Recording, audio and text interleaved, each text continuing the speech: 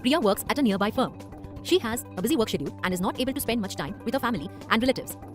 To make sure that she does not forget the important dates of her near and dear ones, she decides to prepare and maintain a family event calendar. She will use a Microsoft Excel template for the same. Let's see how she goes about it. Type office.com into the address bar of your browser and hit enter. Click on the Excel icon. The Excel homepage gets loaded. Since we are using a template for the event calendar, we will click more templates. Scroll down to view the templates, then click explore all templates. You will find that Microsoft Excel provides free as well as premium templates. The premium templates are marked with the diamond icon. We will use a free template. Scroll upwards and click on the search icon. Then type family event calendar on the search bar and hit enter. Click on the first template, then click open in browser to start editing it. You can see that the template has opened an editable Excel workbook. You can customize each and every element of the Excel workbook as per your requirements. First, we will rename the workbook. For this, click on the file name, then rename it and hit enter. You can download the template if you want and continue using the template in the offline version of Excel. The advantage of using the online version of Microsoft Office is that you do not have to save the file from time to time. As long as you're having a stable internet connection, your work gets automatically saved. This Excel template has separate worksheets for all the months. Therefore, it is easier for us to view all the events under the dates by clicking on the respective sheet tabs. You will find that as you along with event, the information gets updated in the month worksheets. Edit the title of the calendar by changing the text. Now, let's right align the title. For this, click on the cell and then on the Align Text right button. Now, we will insert an icon here. For this, go to the Insert tab, Picture, select the required icon from your computer and click Open to insert it. Resize and reposition it accordingly. Similarly, you can also insert images, shapes, links, etc. Isn't this great? Similarly, you can add birthdays, anniversaries, and other important dates and view them in first worksheet as well as in the month worksheets. The online version of Microsoft Office enables you to reopen the file any other day or time and make changes to it. We saw how we have used an Excel template and created a family event calendar so easily. You can also prepare a calendar using Google Sheets, Microsoft Word, Google Docs, etc. Isn't it cool to prepare your own calendar and have the important dates in one place? When are you creating one?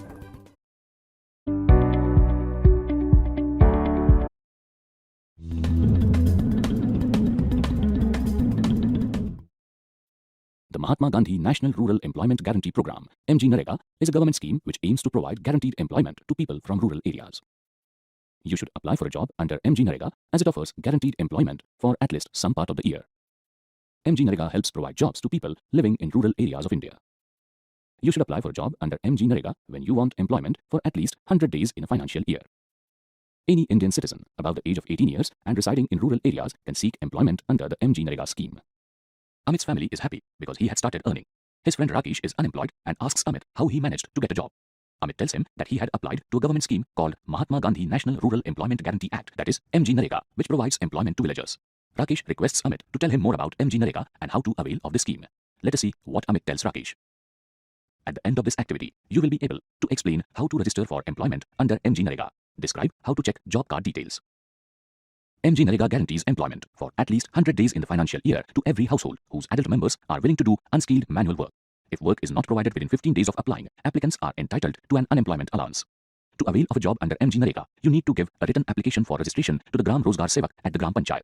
You will need to specify the date from which employment is required and the number of days you are willing to work. A job card is issued once your application is submitted along with the required documents.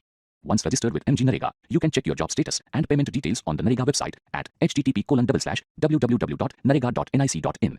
Let us see how to do this. Start by clicking Job Cards. Choose your state from the displayed list. In the displayed form, select the financial year, as well as your district, block, and panchayat, and click Proceed. Note that in the job card list, names are reflected in different colors. The colors indicate the following: green, job card with photograph and employment availed; grey, job card with photograph and no employment availed; sunflower, job card without photograph and employment availed; red, job card without photograph and no employment availed. Click the job card number against your name to view details. The job card, along with details like date of registration, family details, etc., is displayed. In the job card, you can also see your payment details, such as the work-wise payment due, as well as the total payment given in the selected financial year. So you can see that MGNREGA is a noteworthy initiative by the government to provide employment to people from rural areas. They can register for employment under the scheme, check the status of applications, and get an unemployment allowance. Do remember to share information about this scheme with others so that they can benefit from it.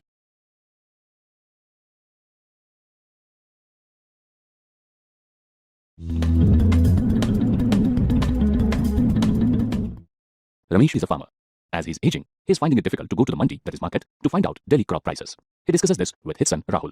Rahul tells him that a government initiative has now made it possible to get a lot of useful information on your mobile phone.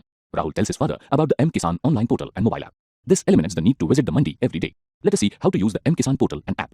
At the end of this activity, you will be able visit the Government of India's portal for farmer-centric mobile-based services at mkisan.gov.in. This facilitates getting information about dealers, farm machinery, extension-related activities, list of beneficiaries, mandi prices, and more.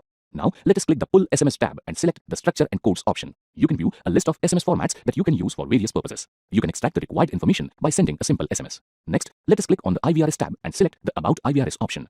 This gives information about IVRS.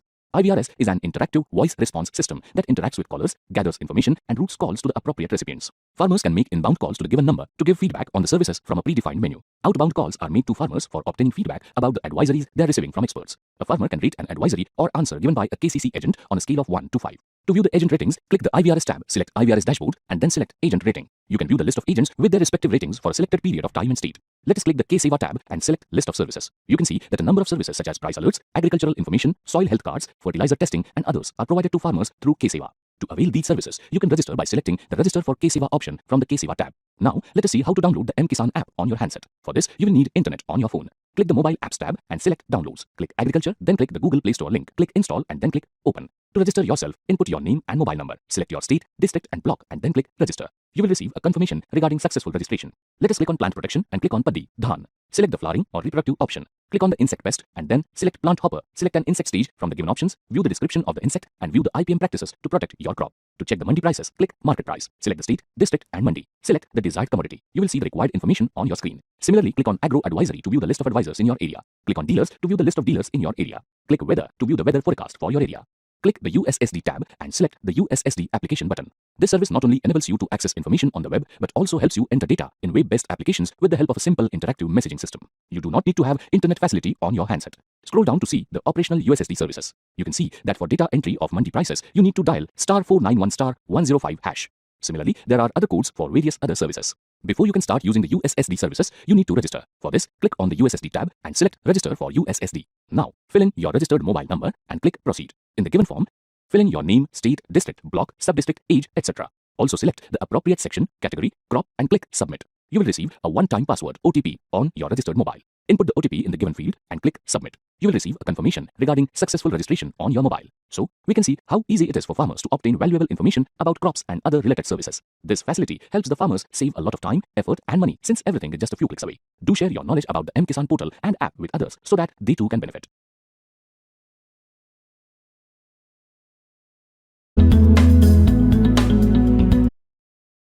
Adobe InDesign is a desktop publishing software application produced by Adobe Systems. It can be used to create works such as posters, flyers, brochures, magazines, newspapers, and books. InDesign can also publish content suitable for tablet devices in conjunction with Adobe Digital Publishing Suite.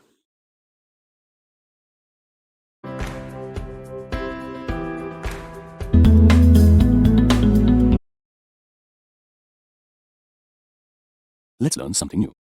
This activity will cover how to view the Visual Basic Editor, create macros, use relative references for macros, and customize security settings for macros. By default, the Developer tab is kept hidden in Excel. To enable the Developer tab, go to the File tab and click on Options. Now, click on the Customize ribbon and tick the Developer checkbox under the Main tabs list. This group contains 5 Tools buttons in Excel. Let's see what they are used for. The Visual Basic button allows the users to open Visual Basic Editor in Excel. The Macros button provides a list to view macros created by the users. The Record Macro button helps the users to record a set of steps to create macros. The Use Relative References button is used to record macros for users with actions relative for the cell which is initially selected. The Macro Security button helps to customize security settings for macros in Excel. That's all about the code group. Go ahead and ease your tasks by recording macros. Here is a rundown on what you have learned. Viewing the Visual Basic Editor, creating macros, using relative references for macros, and customizing security settings for macros. Let's learn something new. This activity will cover how to use different add-in programs. The installed programs that enhance speed and feature of your work are called add-ins. That's what this group is all about. The add-ins group of the Developer tab has 3 buttons, namely Add-ins, Excel add-ins, and COM add-ins. On clicking the Add-ins button, we see Wikipedia, ScriptLab, Microsoft Visio Data Visualizer, Microsoft Flow for Excel, etc. These options help us install new add-ins by using the internet to further improve our work. The next tool, Excel add-ins, allows the users to make use of default offline programs with the current file. Lastly, the COM add-ins button allows the user to manage the available add-ins for the file. Clicking on this button displays a pop-up window where you can see the installed third-party add-ins. Here is a rundown on what you have learned. Using different add-ins programs. Let's learn something new. This activity will cover insert manual controls in a worksheet, run dialog boxes to change control properties. The third group in the Developer tab is the Controls group. There are 5 buttons in here. Let's see how we can put them to use. The Insert button helps the users to choose and insert controls into the Excel document. It is accompanied by a tiny drop-down menu. There are 2 categories in this drop-down menu, namely Form Controls and ActiveX Controls. The options available in the Form Controls category are Button, Combo Box, Checkbox, Spin Button, List Box, Option Button, etc. The options available in the ActiveX Controls category are Toggle Button Control, Image Button Control, Level Button Control, etc. Form controls are built in Excel, whereas ActiveX controls are loaded separately. ActiveX controls allow more flexible design and are used when the job just can't be done using the basic forms controls. The Design Mode button allows the user to enter the design window by toggling the Design Mode button on and off. The Properties button lets the users see or modify the properties for the selected controls. The View Code button helps the users view and edit the visual basic codes written for the controls. Lastly, the Run Dialog button allows the users to run a custom dialog box for the visual basic codes. It's good to have control on the task we perform, right? Here is a rundown on what you have learned. Inserting manual controls in a worksheet and running dialog boxes to change control properties. Let's learn something new. This activity will cover how to view XML source code, insert expansion packs, import or export expansion packs, and view and modify map properties. This is the last group of the Developer tab, which contains 6 button commands. Let's discuss them in brief. The Source button allows the users to manage XML maps in a workbook by opening the XML source task pane. The Map Properties button helps the users to see or modify properties of XML maps in a workbook. This button is disabled by default. The Expansion Pack button allows the users to attach or use new expansion packs in a workbook. Additionally, the management of XML expansion packs attached to the documents is also done using the same button. The Refresh Data button refreshes the XML data in a workbook. Whenever you add new data to a workbook, you can refresh it at regular intervals to keep your work up to date. This button is disabled by default.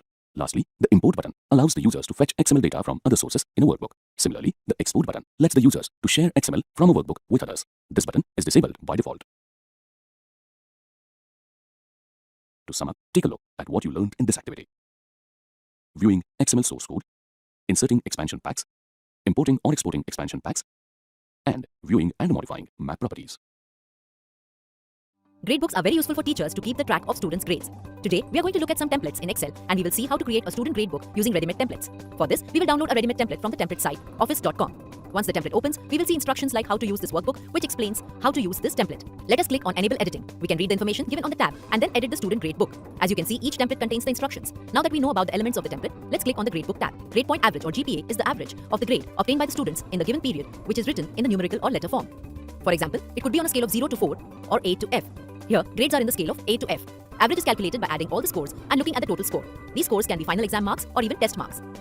The information contained on the root 2, 3, and 4 adds as an index or reference. If a student's average is 0, then his grade will be F and GPA will be 0. Similarly, the higher the average, higher the GPA and grade. That means the highest grade and GPA are A+ and 4. Let us now see how to edit this gradebook.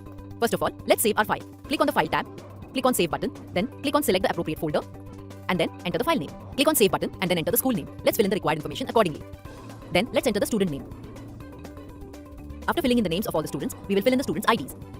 After filling in the required information, we will fill in the marks of the students in this column. The changes in average, grade and GPA are seen here as we will fill the marks. In the same way, we can fill the assignment marks of all the students. Then we can go to the Design tab and make use of the table style in different ways. If you click on the Page Layout tab, you can find various themes. We can change these designs in different themes. You can also use the color scheme by using the colors palette. This is how the student gradebook is created. To print the student gradebook, you can click on the File tab and then click on the Print option. Let's save your file. Friends, these ready templates allow students to create their grades in less time and it saves your precious time. Now, you can try creating a student gradebook similar to this one.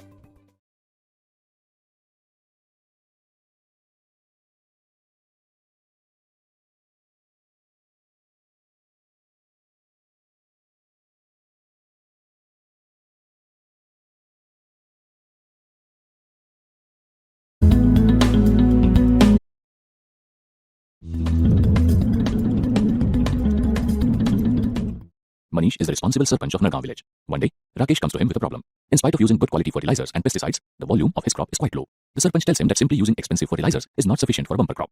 Which fertilizer is being used is also very important. He informs Rakesh about the soil health card scheme for farmers. You can check the health of your land's soil online by getting a soil health card. Let us find out how this is done. By the end of this activity, you will be able to explain the procedure to get a soil health card online.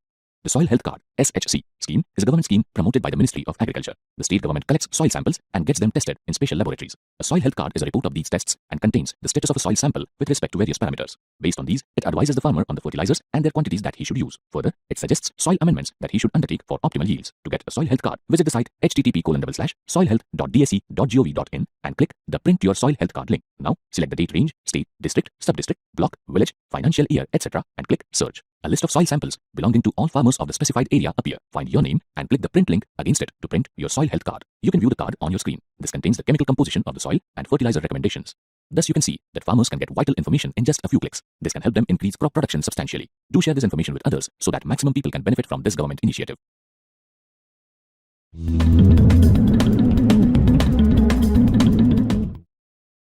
The Farmers Portal provides information of interest to farmers such as the current market prices for different crops. It is not a portal through which you can directly sell your agricultural produce or contact buyers. You should use this portal for obtaining information useful to Indian farmers. You can access this portal from anywhere. The Farmers Portal will be useful to you when you want to know the latest agricultural market prices in your state over the internet. All farmers in India will find this portal useful.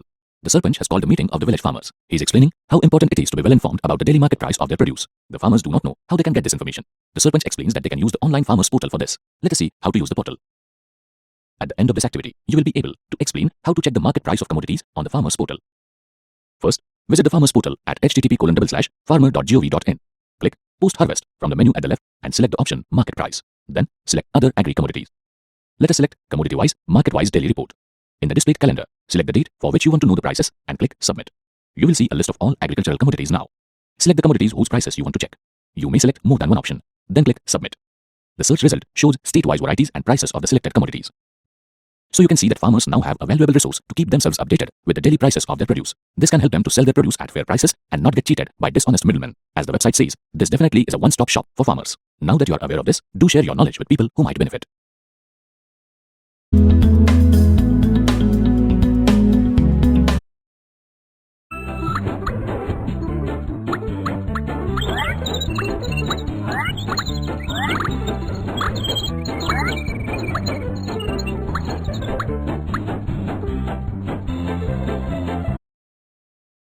In this assignment, you will learn creating a new document, using templates, entering text, selecting text, editing text, undoing and redoing changes.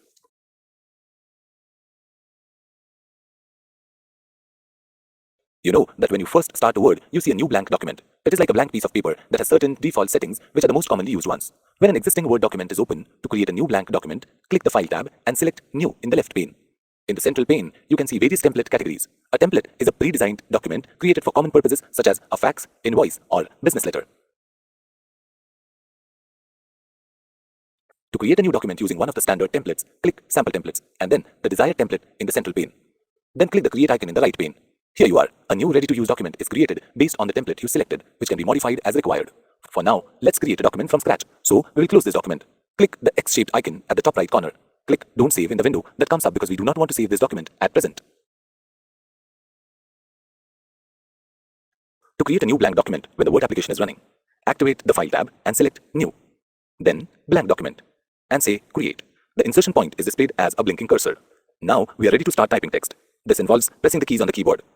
As you press any alphabet key on the keyboard, that alphabet is inserted before the cursor or the insertion point and the cursor moves one position ahead. We shall now type the main heading as shown. Press the Shift key along with an alphabet key to type a capital letter. Press the space bar to leave a space between each word. Press Enter. This moves the cursor to the next line. Press Enter once again to leave a blank line.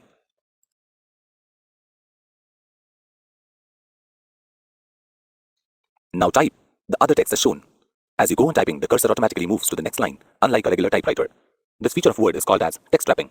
However, if you want to move to the next line before reaching the end of line, press the Enter key. The cursor moves to the next line in your document.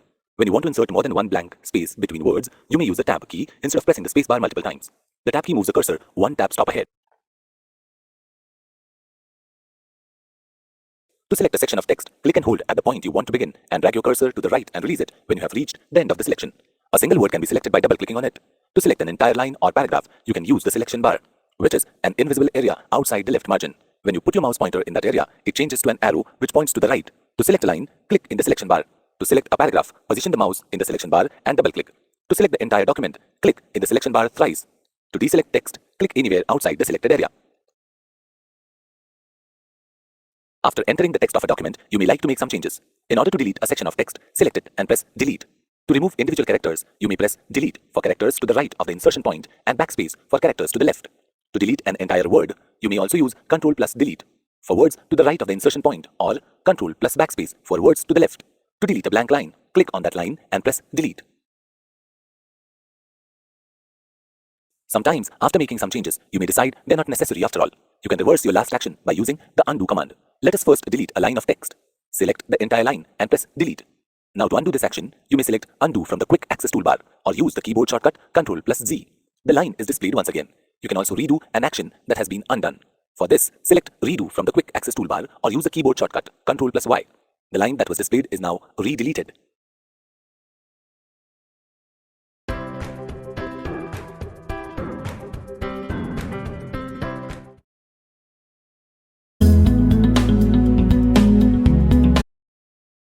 You must have participated in many sports activities in your school. The captains, monitors, or sports teachers are responsible to establish teams for all these sports activities. And every game has a helper team as well, who helps the sports teacher in the arrangement and management of the event. You also must have been a part of such a team, or were you the captain? Now, imagine that you are a captain, and you have to create a sports sign-up sheet to establish a team of volunteers for the upcoming sports day. So, let's learn how to create a sign-up sheet in Excel 365. Go to the site and search for sports sign-up sheet in the search box. Click on the template, then click Open in browser. In MS Excel application, you have to manually save the file and your progress. But in Excel 365, everything gets saved automatically. Go to the File menu, click on Save As.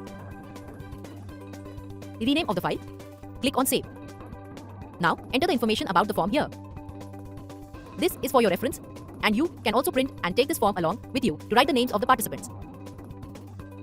Now, rename the titles as shown here. Next, start entering the names of the students in this column. Mention a division and contact details. In the last column, mention whether the student is ready to volunteer or not. Note that you can give this form empty to enter the names of the volunteers manually as well. We are entering names of students, those are always ready to volunteer and help. Next, go to the Insert tab, Pictures, select a picture from your computer. Place it in the image placeholder and delete the originally placed image. Now, resize the image in accordance with the content in the column G. Increase the row height as shown here. The volunteer form is now ready. Go to the File menu. Print. Click Print again. In this preview, you will be able to see how the form will get printed. If a few columns or rows are invisible in the print preview, you can change the settings from here. You can also use this template as the volunteer form to register the names of people ready to participate in the social cause event. You can be part of an NGO, help them with the donations or work, and ask friends and family to do the same. You are sitting in an exam hall writing your history paper, and you cannot recall the dates for Chandragupta Maurya's reign in India. It has happened to all of us at some point in our school or college life, hasn't it? Students often have difficulty in remembering multiple dates from their history lessons. However, there is a really useful way this problem can be solved. Make a vertical timeline with all the important dates, and you will see how easy it will be to memorize them. It gives you all the important dates in a chronological order over a single timeline and in a visual format, so that you can actually place all events in history one after another. Let's see how we can create a vertical timeline using Microsoft Excel. Go to the Windows Start menu and click on the icon for Microsoft Excel. Click More Templates. Enter the words Vertical Timeline in the search bar and click on the search icon. This is a pre-designed Excel template provided by Microsoft for its users. Click on it. Click Create. Saving your work is suggested so that the changes you make in it do not get lost later. Let's save this workbook then. Go to the File menu, click Save As, select this PC, then choose a location to save your document. Enter a suitable name for it and click Save. Now, let's edit the document. As you can see, this template is designed using formula, so that the elements on the data table are reflected likewise on the timeline. There are two tabs here. The About tab will inform you about how the template has been designed and how you can edit it. Since we won't need it now, let's right-click on the tab and click Delete. In the Main tab now, delete the information provided in the O, P, and Q columns, as we don't need them for our sheet. For that, select the relevant cells and press Delete on your keyboard.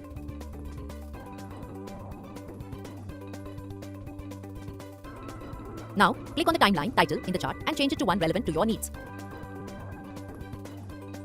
In the chart, we will need to change the dates on the timeline. For that, double-click on the dates.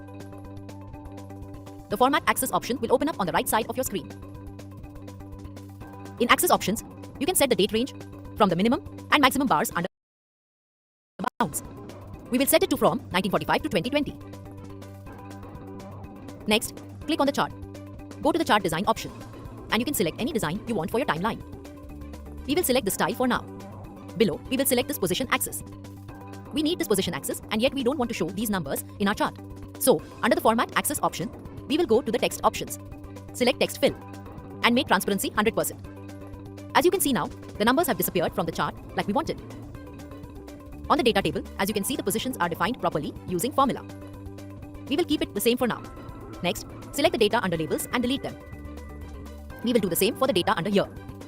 Next, we will need 6 data rows for our timeline. So, select the rest of the rows from the data table. Right-click on the selection and click Delete.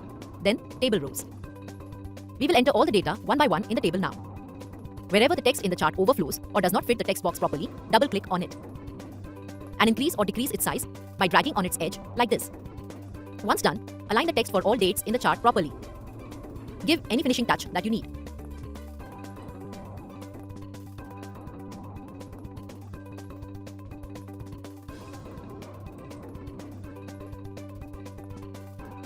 Next, we will export the document. Go to the File menu, click Export. Click Create PDF or XPS. Check whether you are saving it by the correct name and at the right location. Ensure that you are publishing it as a PDF. Click Publish. That's it, all set. Now you can even print this document if you want. Timelines are not only created for historical events, but also important lifetime events. You can make timelines using MS Word, MS PowerPoint, Google Sheets, Google Docs, and Google Slides.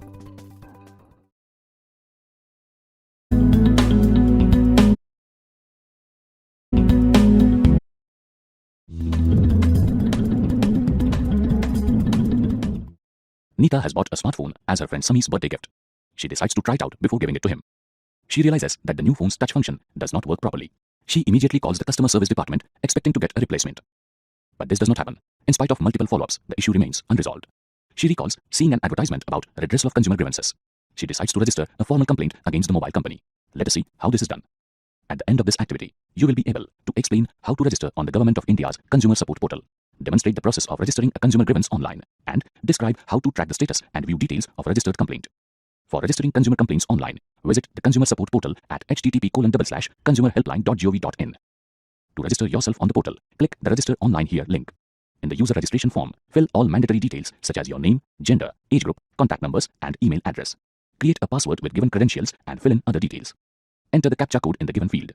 Read the terms and conditions and check the box confirming that you agree to them. Then, check the form for any errors and finally click Register. Soon after this, you will receive an email from the portal with an instruction to click on the given link.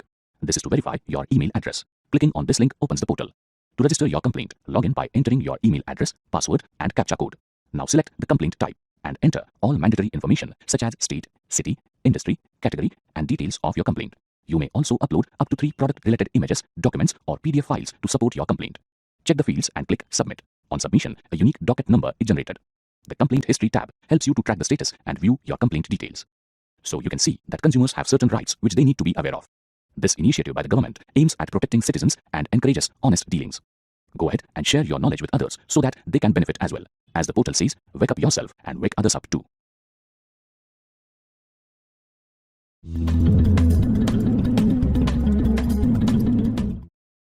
At the end of this session, you will be able to explain how to book an appointment in a government hospital online. You can book a doctor's appointment in a government hospital through the website. To begin the process, click the link, Book Appointment Now. Click Appointment. Read the instructions on the left side of the page for booking an appointment online. Note the email address mentioned at the bottom of this section. You might need it if you have any queries. The option Click Here, adjacent to the text Want to view or print or pay or cancel appointment can be used for things like viewing an appointment, printing its details, paying or cancelling an appointment. Please enter your mobile number and click Submit. You will receive a one-time password that is OTP on this mobile number. Enter the OTP in the given text box and click Proceed.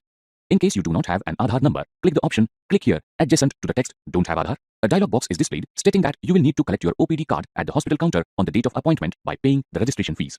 Click OK to proceed. Now, select your state. Next, select the hospital and the department you want an appointment at from the displayed lists and click Proceed. Enter all the required details in this form and click Proceed. You can select the date of appointment based on the doctor's availability. You may change the department you are seeking the appointment at by clicking Change Department. If all details are okay, click Proceed. To confirm your appointment, click the link Book Appointment. Your appointment is now booked. Note down the appointment ID. You will receive an SMS on your registered mobile number to confirm the appointment. So, it is really easy to book a medical appointment at a government hospital, isn't it? All you need is access to the internet and a registered mobile number. Based on your convenience, you can make the payment online or at the time of the appointment. So, no more standing in long queues and so much saving of precious time.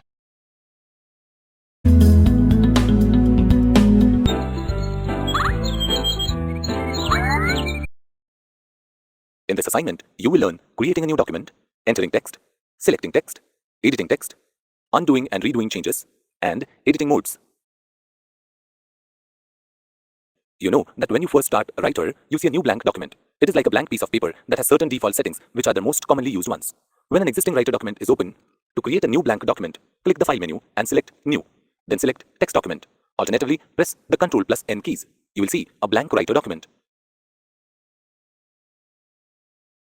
The insertion point in a document is displayed as a blinking cursor. Now, we are going to start typing text. This involves pressing the keys on the keyboard. When you press any alphabet key on the keyboard, that alphabet is inserted before the cursor, and the cursor moves one position ahead. We shall now type the main heading as shown. Press the Shift key along with an alphabet key to type a capital letter. Press the spacebar to leave a space between each word. Press Enter. This moves the cursor to the next line. Press Enter once again to leave a blank line. Now type the other text as shown. As you go on typing, the cursor automatically moves to the next line, unlike a regular typewriter.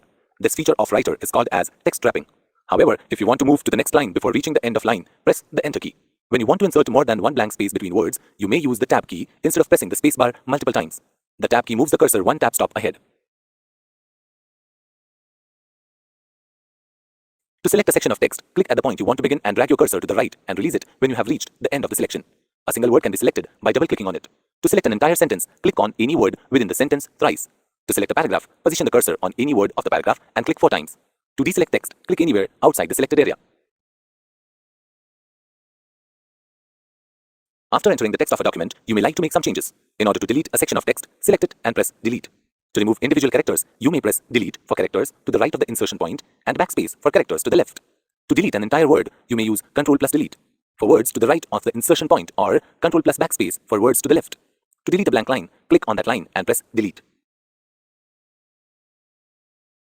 Sometimes, after making some changes, you may decide they are not necessary at all. You can reverse your last action by using the Undo command. Let us first delete a line of text.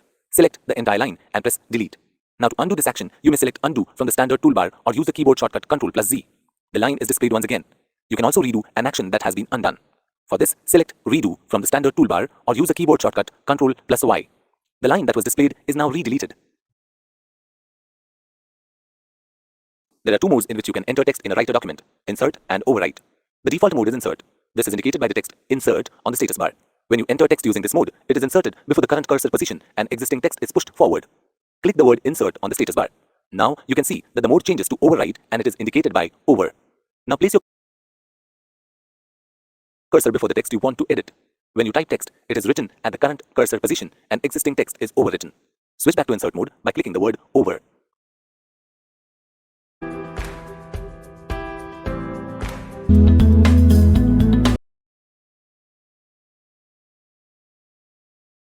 In this activity, you will learn about the user interface of MS Excel. By the time you finish, you should be able to list the benefits of spreadsheet programs, list the parts of the Excel screen, use the Quick Access toolbar, use the ribbon, get help, search for commands, sign in to a Microsoft account, share worksheets, and use the File tab.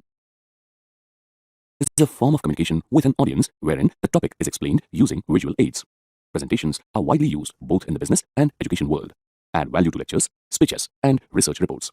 Students can use PowerPoint presentations to enrich their assignments, projects, and other coursework submissions. Additionally, it can be used to create attractive invitations, plans, proposals, certificates, and more. So, let's get started on our journey of learning this amazing tool. To begin using PowerPoint, scroll down the list of displayed applications and select PowerPoint. A quicker way to search for the application would be to simply type PowerPoint in the search box on the taskbar. When you start PowerPoint, you will see many ready-to-use presentations. For now, let's click the blank presentation. You are presented with a new blank presentation. Come, let's explore the PowerPoint screen. The Quick Access toolbar At the top left corner is a small toolbar containing buttons that enable you to quickly perform common actions such as saving a presentation and undoing or redoing your last action. You can add more commands by clicking the down arrow at the right and selecting a command. Similarly, to remove a command, click the down arrow again and click that command, which would now have a tick mark against it. The horizontal title bar at the top of the window displays the name of the program, in this case PowerPoint, and the name of the presentation. By default, PowerPoint sets the name of the presentation as presentation followed by a number. Below the title bar, you can see the ribbon. This contains all the PowerPoint commands organized on different tabs. Clicking the tab name displays different commands. If you saw all the commands at one time, you would probably get confused and not know how to get the command you are looking for. The tabs are designed to show you just the commands you need to complete the task at hand without overburdening you. Within each tab, there are groups that contain logically related command buttons. These buttons execute a command or display a sub-menu of commands. So, the ribbon is made up of task-oriented tabs, groups within each tab that break a task into subtasks, and command buttons in each group that execute a command or display a menu of commands. There are some other tabs besides the main ribbon tabs. These are called contextual tabs. They appear and disappear as per the context you are working in. Suppose you are working on creating a table of content and you want to enhance it. Now, if you click on the table, two extra table tools tabs appear, one for design and the other for layout. You will see a similar contextual tab if you click on a picture. The contextual tabs contain additional commands that you are likely to need in a specific situation. When you move your mouse over most of the command buttons, a tooltip is displayed. This provides a description of what the button does. Equivalent keyboard shortcuts are also displayed if applicable. These can be used as an alternative to mouse clicks to apply a command. For example, hover your pointer over the B icon. The tooltip tells you that this icon is used to make text bold. You can see that the keyboard shortcut Ctrl+B is displayed in brackets near the command name. Access keys are another type of keyboard shortcut used to access the ribbon. They relate directly to the tabs, commands, and other things that you see on the screen. Press the Alt key to display little labels showing key tips. Here, you see that the access key for the Home tab is H. For the Insert tab, it is N. For the Save command on the Quick Access toolbar, it is 1, and so on. Now, if you press the key to activate a particular tab, for example, N for the Insert tab, the labels showing the key tips for the commands on that tab appear. You can press the Alt key once again to hide the access keys. Activate the Home tab. The dialog box launcher is a small button with an arrow which is present in the lower right corner of many groups. Clicking it opens a dialog box that provides many more options related to the commands in that group. Getting help. Help is always on hand. If you need any kind of assistance, simply click the Help tab. Click the Help icon to open the Help pane at the right. Use any of the displayed links or enter your query in the search box. If you have an issue for which you require further assistance, click Contact Support to open another help pane. Here, you can describe your issue and then click Get Help. Use the feedback icon to let Microsoft know if you like a particular feature, don't like one, or have a useful suggestion. Click Show Training to access all kinds of online tutorials related to Microsoft PowerPoint. Searching for commands. The Tell me what you want to do box is a very useful feature. If you want to perform a specific task but do not know where the command is, simply type some keywords. The list of related commands is displayed and you can choose the one you need. Now, let's see the other parts of the PowerPoint screen. A PowerPoint presentation is created using slides. The slides pane at the left shows thumbnails of all the slides in the presentation. At the moment, this presentation has a single slide. The slide area at the right displays the current slide you are working on. Now, this presentation has multiple slides. Click the first slide in the slides pane. Then use the down arrow to view the different slides in the slide area. The horizontal status bar at the bottom of the screen displays information about the presentation, such as the number of the slide currently displayed and the total number of slides. The view buttons on the status bar enable you to view your presentation in different ways. The zoom buttons at the bottom right corner are used to make your slides appear larger or smaller. You may click the minus and plus icons or drag the slider to the required level. Click the Notes button on the status bar to display the Notes pane below the slide area. This pane can be used to enter notes related to the slide. These may be notes you need to refer to at the time of presenting in front of an audience. You can also hand out the notes to your listeners. You can resize the different panes on your screen. Place your pointer on the border of a pane and drag as required. You can see that the slide area resizes automatically to fit the available space. Now, let's move to the top right corner. The Ribbon Display Options button allows you to adjust how the ribbon is displayed if you want more working space. You can hide the ribbon by clicking Auto Hide Ribbon. Click the bar at the top to redisplay it. You can also click Show Tabs to display only the tab names. Click a tab name to see the related commands. Click Show Tabs and Commands to display the entire ribbon. Online capabilities. If you want to use the online capabilities of PowerPoint, click the Sign In button to sign in to your Microsoft account. Enter your Microsoft username and click Next. Enter your password and then click Next. Once you are signed in, you can save your presentations to online locations like OneDrive and access them from anywhere. You can also share your presentations with others so they can work on them simultaneously. To share a presentation with others, you first need to save it online. Click the Share button, then click Save to Cloud. In the Save As window, select the location, say OneDrive Personal. Then select the folder in which you want to save the presentation and click Save. In the Share pane at the right, enter the email addresses of the people you want to share the presentation within the Invite People box. Separate the addresses with a comma, then click About the box. In the box below, select Can Edit if you want others to be able to make changes to the presentation. Select Can View if you only want them to view it. Include a message in the box below if you wish. Then click Share. An email is sent to the persons you shared the presentation by informing them about it. You can see a list of persons the presentation is shared with below your name. You can also click Get a Sharing Link at the bottom of the pane to get a link that can be used to give people access to the presentation. Here too, you can specify whether the persons you will share the link with can edit the presentation or view it only. You can click the Copy button to copy the link and then share it with anyone you wish. File tab. Now, let us have a look at the File tab. The File tab is also called the Backstage view. This contains features which don't act on a specific point in the presentation but are related to the PowerPoint file as a whole. There are commands related to things like opening, closing, printing files, and saving in different formats. You can also set permissions and view file properties here. Let us have a look at some of the options. The Info section displays detailed information related to the presentation properties. This would include things like the size of the presentation, when it was last modified, the author, the person who last modified it, etc. The Share option allows you to share a presentation for online collaboration through email and in other ways. Using the Export option, you can convert your presentation to different formats as required. Click Account to see information related to the current Microsoft account being used. You can sign out and switch accounts if required. Product information related to the version of Microsoft Office being used is also displayed here. Click Options to see the PowerPoint options screen. Here, you can configure multiple settings related to how you want your PowerPoint application to function.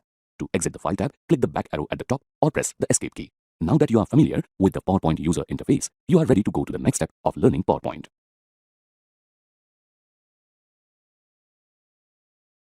Here is a rundown on what you have learned.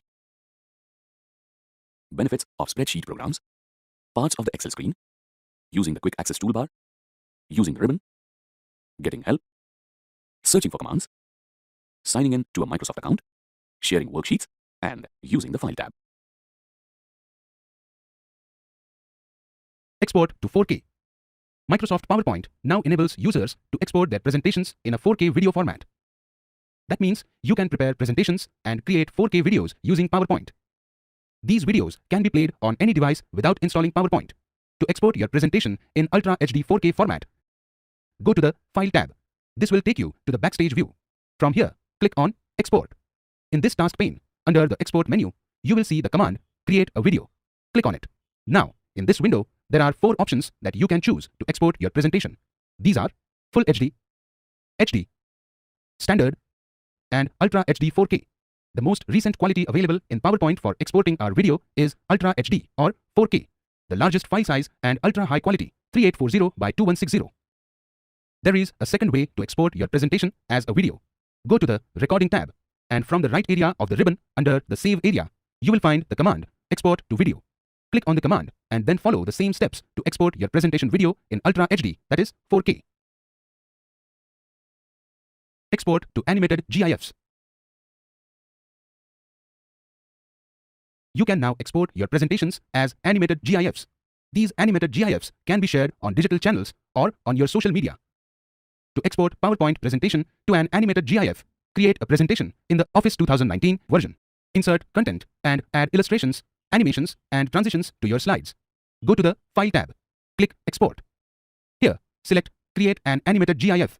By default, the quality is selected as Medium. You can use the drop-down box to change the quality to a higher or lower setting as per your preference. Select the minimum seconds spent on each slide. The amount of time spent on each slide can be longer but not shorter than this. Now, click Create GIF. MS PowerPoint will start saving the presentation as a GIF, and then it will notify you when it's finished. The processing time will depend on the file size and the quality setting you have specified. The GIF will be a continuously looping file with the extension .gif. All the animations, elements, transitions, etc. on your slides will be part of your finished GIF file. If a slide is hidden in your presentation, it will be skipped in the GIF creation and end result.